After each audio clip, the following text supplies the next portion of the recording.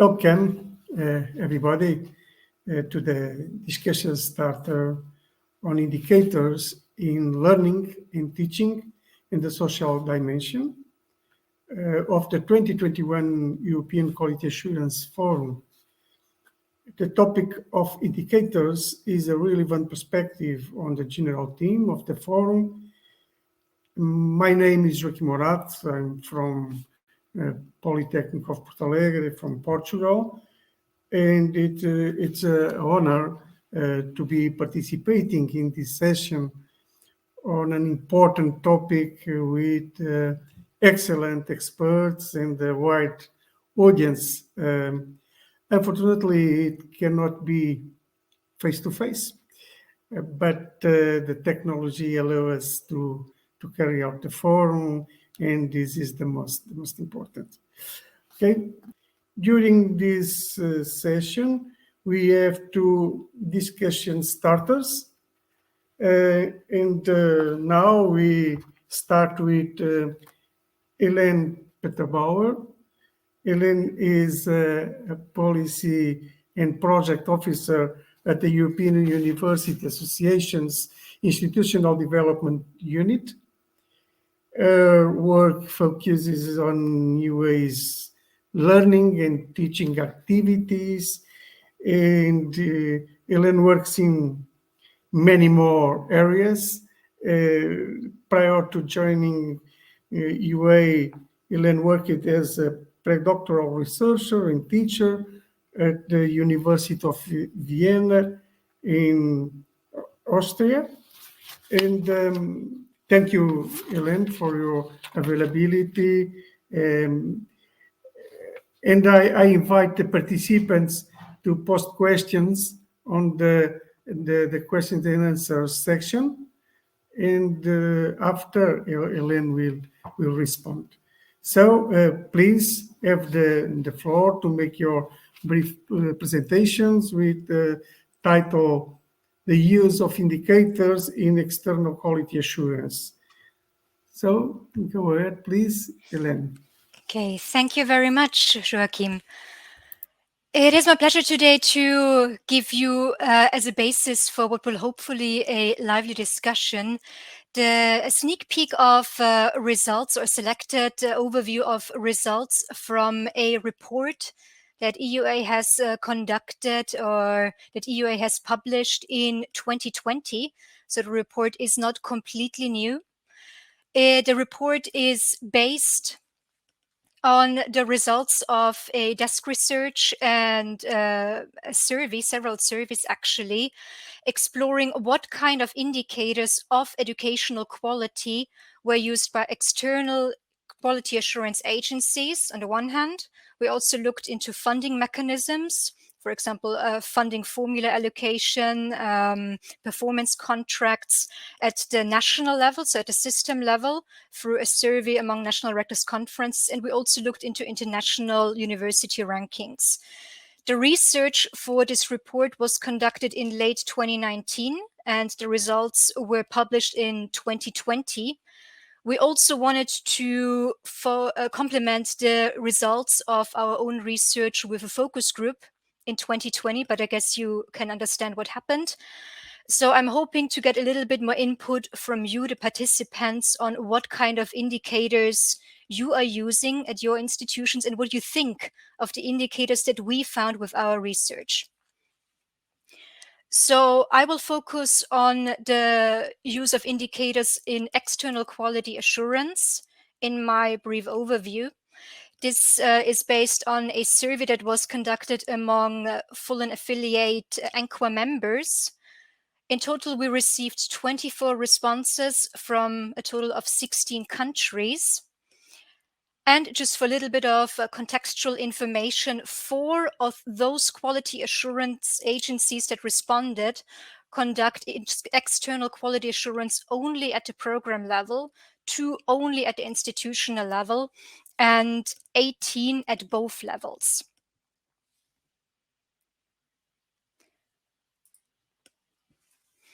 What were the results? We did find that actually most quality assurance agencies do use indicators. Only 4 of the quality assurance agencies from whom we received answers do not use any indicators at all. And I should also say that those that use indicators use them not alone or in isolation, but always in combination with other mechanisms or other data in order to make the evaluation, most commonly a site visit or other data that they gather from the institutions. Those that do use indicators use them either to evaluate compliance against certain minimum standards, if certain minimum standards are defined. Many also use indicators to get contextual information. You will later on see what I mean with this. Some use indicators to allow for benchmarking. Others use them to test the institutional information system or to make a judgment against the ESG. This is also an answer that we received in the survey, although it has to be said that the ESG do actually not define quality or give indicators or prescribe the use of indicators in quality assurance. It also should be noted that most agencies get their data directly from the higher education institutions themselves. Some, but few, do get them from national databases or for surveys that were conducted for other purposes. But really, most of them do get the data they use for the indicators directly from the institutions. What we found out when we asked the quality assurance agencies whether they use indicators, what indicators they use, what for, and how these indicators are used, we got the following list. And don't worry, I will soon zoom in. You will just see a very quick overview of generally the most common indicators. And in this overview, we have only included indicators that were used by 2 quality assurance agencies or more. Let's zoom into the top to the most common indicators. So at the very top, we do see staff numbers, dropout rates, and then followed by student numbers and student-staff ratio. What this tells us is that if you compare the most common indicators in this overview, also with the most common indicators in the 2 other tools that we looked at, so those using for funding formula or in international university rankings, it actually turns out that any numbers or ratios to do with staff or students are the most common indicators across all tools, and especially in the context of quality assurance. So you do see student-staff ratios, numbers, and what the numbers you do see here and the types of indicators you do see in this overview are sometimes interpretations that we, when we had to summarize the survey results, had to make. So we did not give the survey respondents an overview to tick, but they sent us their response and then we grouped together types of indicators and sometimes had to interpret what exactly this means. One such example is, for example, the 5th most popular indicator on this list. You see it's student satisfaction. Here we were sometimes told that this is a student survey, but sometimes it was also just the indicator student satisfaction. And sometimes we cannot know whether this is actually collected via a student survey, whether the student survey is part of the regular monitoring process of the university that is conducted on a regular basis anyway, whether it is an externally conducted student survey, or perhaps even something specifically conducted for the purpose of external quality assurance to give some data to the agency.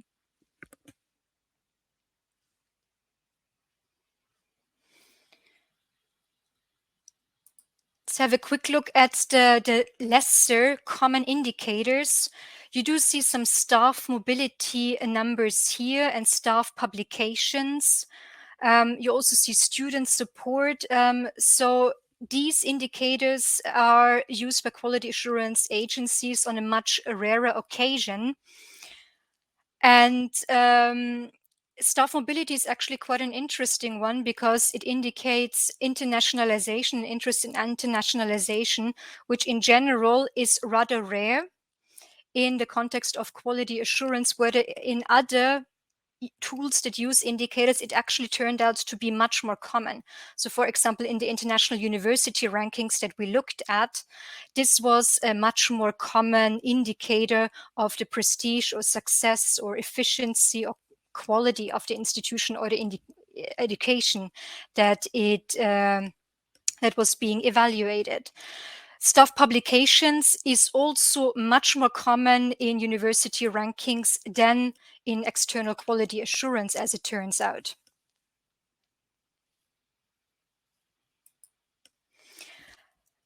So what I would like to know from you once I reach the end of my presentation is for you to have a look at these types of indicators, either the more popular ones or the less popular ones you just saw, and think about whether these are the same types of indicators that you have come across as using, that you maybe use yourself in your own work, and whether you think that these are appropriate and adequate in actually reflecting educational quality. It has to be noted then when we set out to conduct our research on indicators used in higher education, and in this context, in external quality assurance, we first wanted to know what indicators were used to evaluate the quality, efficiency, or performance of learning and teaching specifically. But what we did find is that across all the tools that we looked into, it was very difficult to find actually any indicators specifically related to the quality of learning, specifically related to the quality of teaching.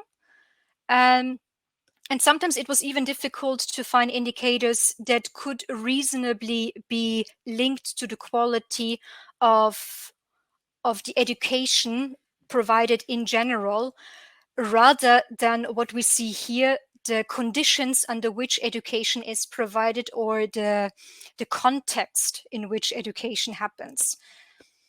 So what I would like to know from you now is, and we have prepared a little survey for you.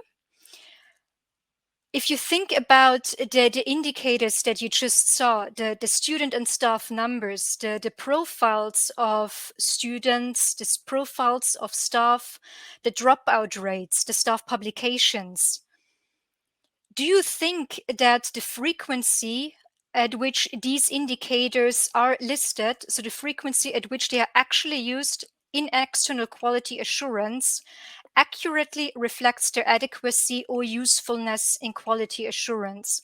Do they actually say something about quality? And you can think about either the quality of learning and teaching or the quality of education in a broader sense, so including the support services and the library services, so anything that contributes to your learning experience. Or do you think they maybe reflect something else? So at the moment, I do see a little bit of a neck-on-neck race between, yes, some of these indicators actually do seem to accurately reflect quality,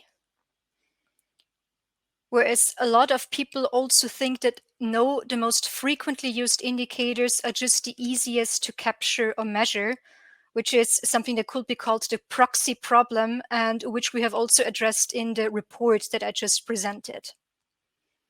Proxy problem meaning that sometimes when what an indicator is supposed to represent cannot actually be captured with this indicator, something else is taken as a proxy to represent what you actually want to measure.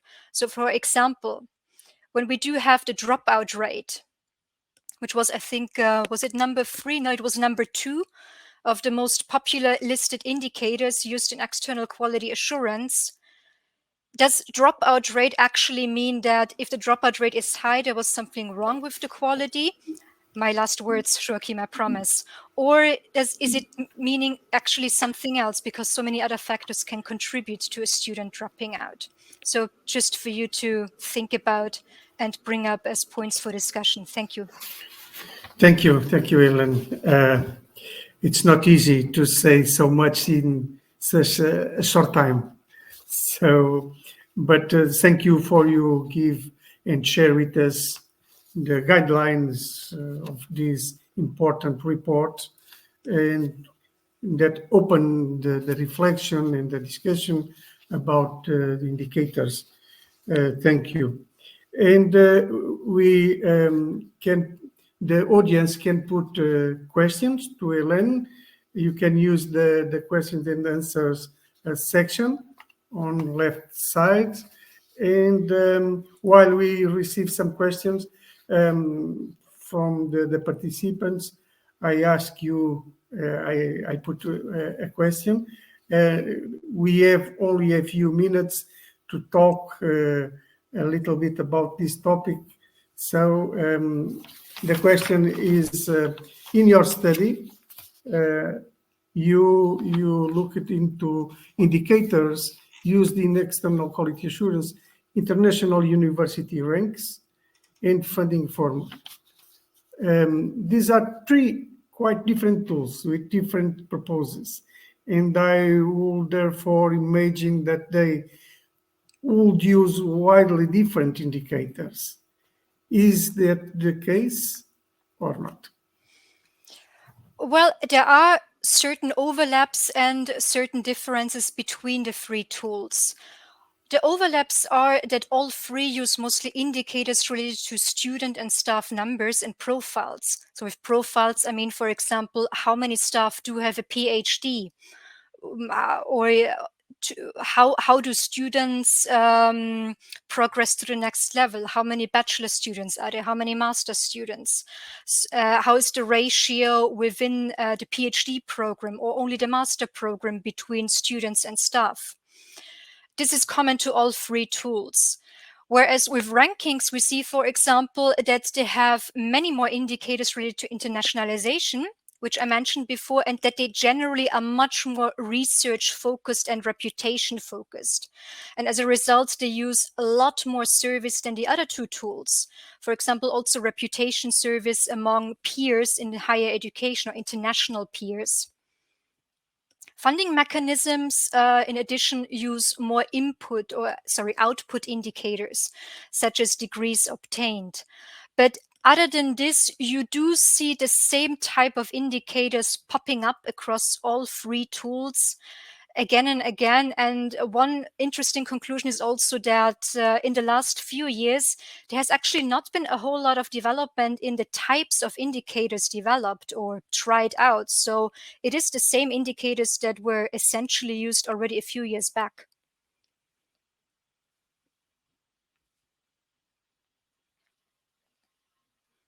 Joaquim, I think you're muted.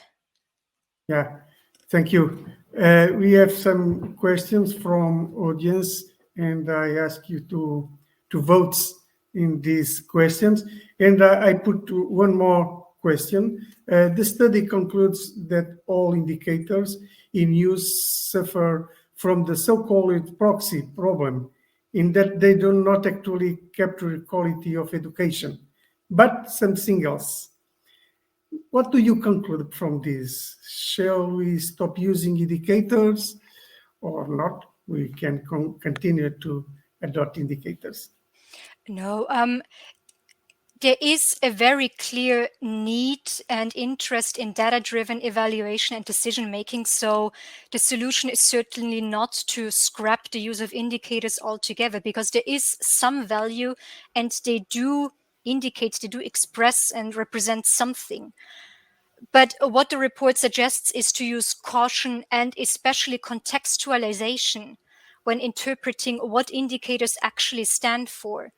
Also, indicators should never be used completely alone or in isolation, which is anyway not the approach that quality assurance agencies use, as we found. Yeah. It's also always important to keep in mind the specific purpose of the indicators, why indicators are used in the first place.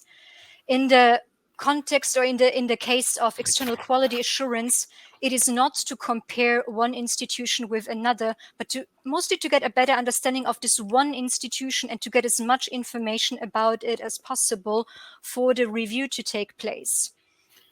which is why what we found is that some quality assurance agencies may use indicators without really calling them that. One more question from participants. How could internal and external quality assurance jointly contribute to tackling achievement in inequalities in higher education? And what could be the potential of cross-sectorial collaboration in this? Well, this is a difficult question to answer because what we found is that at least in external quality assurance, in those survey responses that we did not get a whole lot of equality-driven answers. So, for example, you do have progression rates, you do have dropout rates, but in the sense of linking it to specific student groups, or maybe also a more direct use of indicators geared towards inequality in achievements, seems to be not in place. This is rather something that perhaps certain funding formula and maybe very few, maybe one ranking would use.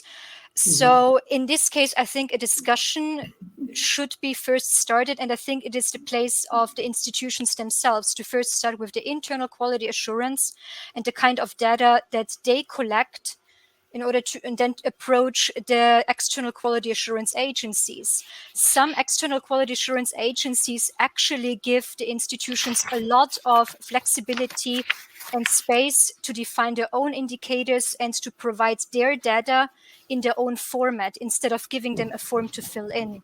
So this could be an interesting approach to jointly tackle this topic. Okay. And only one more question, and very short question, and directly question. What is your opinion about staff number versus student staff ratio? Well, they fulfill very different purposes, in my understanding. If staff numbers, if it is not presented in the form of a ratio, is usually rather collected to get an overall broad introductory picture of the institution, at least in external quality assurance, whereas the student-staff ratio sometimes implies a certain link with the conditions under which learning and teaching or under which education takes place, with probably the assumption that if the student-staff ratio is completely out of balance, teachers will have difficulties providing quality education. And here I'm already interpreting the indicator that we often were given. So this is not the complete answer that we received from quality assurance agencies or from any other survey respondents. I don't think that they are equally fine if used for the same purpose. First, you always need to identify the purpose. What exactly do you want to achieve with this particular indicator? Do you want to have a look at the conditions under which teaching takes place? Then perhaps the student-staff ratio might be a little bit more illuminating. Staff numbers as an absolute number will give you a completely different answer and not a whole lot of contextual information, actually. Thank you so much, Elaine, for your relevant contributions. But unfortunately, we don't have any more time. Thank you again. Now we have another start discussion. And now we have Mikhail Goskinski. Mikhail is currently a member of European Student Union, a quality assurance pool steering committee since the beginning of this year. Mikhail is an active student representative for many years. Mikhail holds a bachelor's degree in English studies and master's degree in American studies. He currently pursues a master's degree in administration and PhD degree in political Science and Administration, birth of the University of Warsaw. Thank you, Mikhail, for your collaboration with us in this session. I renew the request for the participants to ask questions to Mikhail about the topic that we will share with us. Please, Mikhail, you have the floor for your short presentation titled The Use of Indicators in External Quality Assurance, Social Dimension in Higher Education. Please go ahead. Thank you for the introduction, and thank you for the opportunity to take the floor and present our important presentation to you today. So the social dimension in higher education is not a new concept. It was introduced into the Bologna process through the Paris Communique in 2001. So we have over 20 years of social dimension being a part of the European higher education area. It was further reinforced in 2012 through the Bucharest Communique, where it was said that the higher education institutions should reflect the diversity of the Europe's populations. And it was finally agreed by the ministers as one of the key points in Yerevan Communique in 2015, where once again diversity was highlighted to be the part of the European higher education area. So this is not a new concept, but the current situation, the COVID-19 pandemic, is further developing it as an important part of the teaching and learning of higher education institutions. Actually, the social dimension was, of course, taken up by European Students' Union since the beginning, but also during the coming years. So in one of the policy papers of European Students' Union from 2012, there was a set of indicators that could help in evaluating social dimension as a part of external quality assurance. And this list of indicators include accessibility. So access to the education should be free, and not only when it comes to economic behind the access to the higher education, but also in terms of preventing the raising of any barriers in access to the higher education. Of course, it should also be diversity should be taken into consideration. So all different people that reside in Europe should have the same options of trying to access the higher education, and the higher education should represent all the groups that are present in the European populations. When it comes to equality, this is a process that the individual needs of these people, these students that take part in higher education at this particular level, should be treated at the same level without any doubts. And this should be a long-term goal, and that should be practiced daily in both higher education institutions and at the level of the government that defines the policies for this particular part of education activities.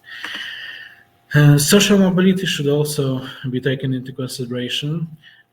So this, of course, enables people to move freely in pursuing their education, in ensuring their full potential, and it should be done without taking into consideration the social status of a person, and it should reduce social inequality across all the society. So it shouldn't create any problems, especially when it comes to entering the higher education after high school or even further along the road. The studies should also be affordable.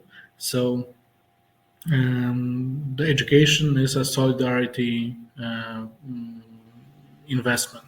So this is a concept that shouldn't be taken lightly. So we as a society should solidarily invest in education in order for it to be more accessible and affordable for all the people that want to pursue their degrees. And lifelong learning, this is another concept and another indicator that was proposed in 2012, is that even if a person decides to pursue higher education at the later part of their life, or after, for example, a part of their job activity or time for their family, they should have the opportunity to pursue it and finish without any doubts for their ability to do so. And finally, an active anti-discrimination measures should be taken into consideration, should be present in higher education programs, should be present in higher education institutions in order for it to be ensured that people are protected regardless of their status, regardless of their background, regardless of anything that comes between them and the higher education that they're pursuing. So these were the proposed indicators from 2012, but this was not the final say of European Students' Union, because it was also developed further in 2009. So when you see the presentation, you will be able to access this particular policy paper, and I encourage you to read through that, because this is an interesting point of view just before the pandemic struck. But as I mentioned it a few times already, the social dimension and COVID-19 are strictly connected. So the pandemic made these inequalities when it comes to accessing the higher education, participating in it, and progressing through the degrees even more visible. I've provided in this presentation survey-based examples of such situations that in these two reports you can see and read about some of the situations that were already discovered during the pandemic. So that's a very interesting read. And well, it became even more important to ensure that all the people in Europe have the equal chances to access all levels of education, including higher education, including pursuing their desired degrees. And well, both the national authorities and higher education institutions should use these lessons, because, well, we are still in the middle of a pandemic, and it will be with us for some time probably, and even after the pandemic finished, many of these experiences could be coined into new policies, new indicators, and to better grasp the idea behind the social dimension, ensuring the availability of higher education for every individual in European higher education area. And I hope that it will increase the chances for all students, or even after the high school, even after the several years, to participate and take part in higher education. So I thank you for your attention, and I hope that in the question part we'll have more opportunity to talk about these issues that I mentioned. And please put the poll question that I proposed now into the chat. Thank you. Thank you, Mikhail, for bringing the social dimension in our education to our reflection and discussion. And this concept, this dimension, is more important, as you said, in the pandemic time. Thank you. And now we have the question. Please you can give us your opinion. And I asked to Mikhail to comment the result of this question, the response of this question. Yeah, I see that most of the people agree that it should be a part of our existing standards, which is often the case, but maybe with a better indication of what particular indicators may be used in the standards. So that's a very good point. But I also see quite a big group of people agreeing that it should become a separate standard in the national frameworks, which is also an interesting point of view, and hopefully it may be tested in a particular context, and maybe in the future we'll see how can it be done. So thank you for these answers, and I await any questions that you may have to my presentation. Okay, thank you. Again, I have some questions, and I put the first. What are the main challenges faced by students due to COVID-19 pandemic in regards to the social dimension? I would say that the most important part is the access to the higher education, because we often heard about problems with accessing the classes or even the education itself when it was done remotely for electronic means, because not all students have access to computers, laptops, or even smartphones that would enable them to use these tools to gain knowledge, to take part in classes, and this became a very big problem in all across Europe. So that's for sure one of the main problems that I would say. So the access is limited, but at the same time, affordability is also a question because well, most of the jobs that students take up were like in lockdown for most of the initial part of the pandemic. So they lost their maybe the only source of income, and they couldn't afford pursuing their studies anymore. So that's also a very important issue that should be taken into consideration. And at the same time, it connects with another issue. So if they started their studies in a different town than their hometown, and they've had to travel for the studies, then it may be a very huge burden for them to pay for living in another town and at the same time taking online classes without the possibility to take up a job to pay for that. So that's I would say that this could be the most important cases when it comes to COVID. Yes, Mikhail. These are challenges for all academia, not only for students or staff, it's for all academia. That's right. Okay, we have some questions from audience, and the first is how could students hold universities, education ministries accountable that they actually implement social dimension related commitments outlined in these communiques?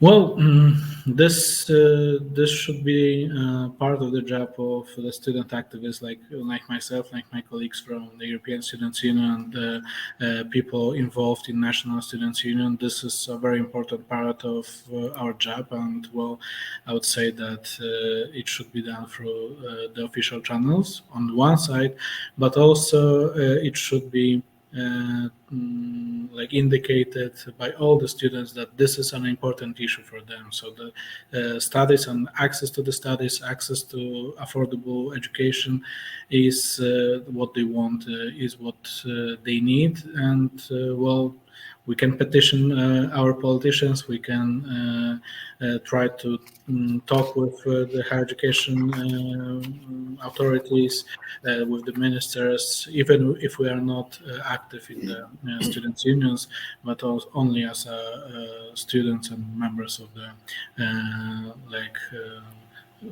population of the academia. Okay, and only one more question for a short answer, please. What groups of students should be viewed from the standpoint of social dimension, except students with disabilities, orphans, or students from poor families? I would say that an important part would be mature students, so people who, for example, left academia or even not finished the high school in time, for example, when they were 18 or 19, but returned to pursue their education after 10, 20 years, because they still want to learn, they still want to pursue their degrees, and they have it even more difficult because of the family, of working in a, for example, industry. So I would say that this would be an important group. But of course, the groups that the person who asked these questions mentioned in this, that the question is also are also very important and should be taken into consideration when it comes to, for example, creating the indicators for checking the quality assurance. Thank you, Mikhail, again. Thank you very much. To conclude the session, I must say that the reflection on indicators, including the social dimension, should continue to be done because it contributes a lot to building confidence and investment in higher education. Finally, thanks, Elaine and Mikhail, for your relevant contributions and reflections, and thanks all the participants for enriching the session.